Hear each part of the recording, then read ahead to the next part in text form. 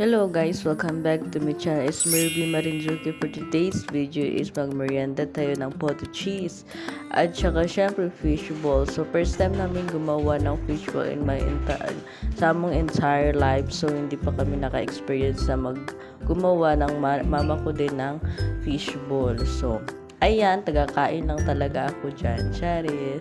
Siyempre, nagtulong din ako. Ako yung naglagay ng cheese dyan.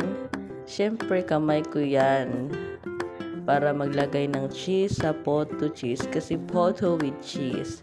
So, ayan. So, harina lang naman yan. Lagyan ng lubi. Tapos, condense. So, ayan yung fishball. So, yung gumawa kasi yan, yung boyfriend ko ang nag-ano siyan. Tapos, sinuruan siya ng mother ko. So, siya na yung nagprito. Siya yung cooking dyan. Siya yung cookerin ko dyan. Tapos yan. Tapos actually yung fishbowl na yan is tawag nito. Ayan, nag-ano na ako ng stick para sa fishbowl. So ano lang namin yan siya sa stick at lagyan namin ng sauce para talaga fishbowl. So actually ano talaga yan siya pag kinagat mo matigas kasi nga kaya yan matigas kasi sa yan siya paggawa. Hindi yung para sa street food sa street food talaga na binibenta na siya hindi siya sa pag kinagat at kinain. Yung smooth lang siya ganyan. So ayan, tinutulungan din kasi siya yung cookery ko dyan. Cookery sa fishbowl. So, iba yung boses ko kasi iba yung pakiramdam ko ngayon. So, may sipon tayo. Pero nag-vlog pa rin ako kasi nga wala na akong upload sa aking YouTube para makapag-upload din ako ng vlog for today's month, March. So, para may entry din ako. So, ayan. So, pinasok ko na yung fishball sa stick. Tapos, lalagyan natin yan ng sauce para fishball. So, first naman kasi hindi yan na perfect. Kasi matigas siya sa pagkaluto, sa pagkahulma, nagpabilog. Kaya, ayan. Tinulungan na ako ng boyfriend ko dyan kasi para matapos din yung paglagay sa stick ng mga fishball. So, para mas madali tayo kasi merienda time na. Actually, kasi 4 months kayo na rin pamangkin ko. So, ito sana yung handa niya. So, umalis naman kasi sila. Umuwi na sa kanila. So, kami na lang kumain. Ito actually handa talaga ito niya sa 4 months niya ngayon. March 24 ngayon. So, actually talaga is handa niya ito. Potato cheese at saka fishball. Kaso lang, agad-agad na silang umuwi sa kanila. So, ang nilagay ko na lang sa title is merienda. Kasi sana, handa niya ito sa 4 months niya. Kasi 4 months old na siya. Ay, yung pamangkin ko na boy, Raiden. So, ayan, naluto na talaga yung potato cheese. Yung may cheese talaga kasi potato with cheese. So, ayan, malapit na kaming magmerienda dyan. Siyempre, nagbablog pa rin ako dyan kasi siyempre, para may entry tayo this March sa vlog.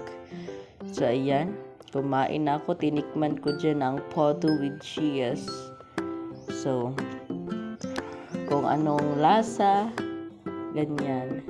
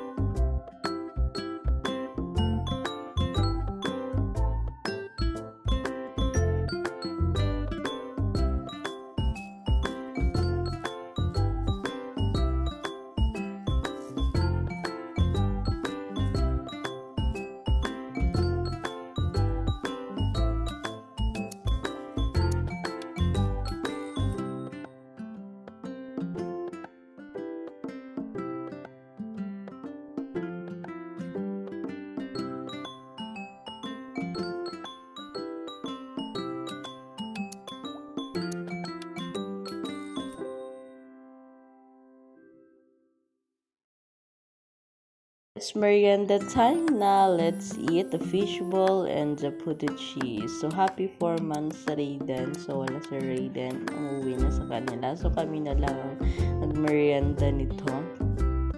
Fishball. Kasi sa kanila din siya. May handa din siya doon sa kanyang 4 months na umuwi sa Raiden. So, kung dito siya, may handa. So, umalis man sila, umuwi na. So, doon na lang sila naghanda sa kanila. So, ito, merienda namin to. So, ayan. So, sinimula na ng mother ko ang paglagay ng sauce. Kumain na talaga siya. Tapos, ako na naman ang second. Syempre,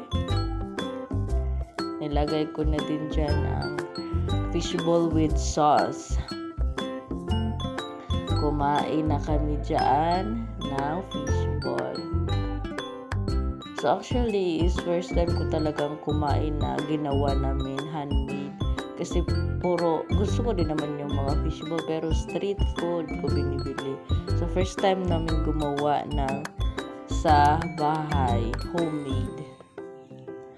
So, kahit matigas, kain pa rin ng fishball. So, ayan. So, that's it na for the vlog for today. Kasi, kakain talaga namin yan at syempre hindi namin yun talaga maubos kasi nga, kung meron sana sila ready dito, mauubos yan. Kasi umalis na sila, kaya nag-merienda time na kami.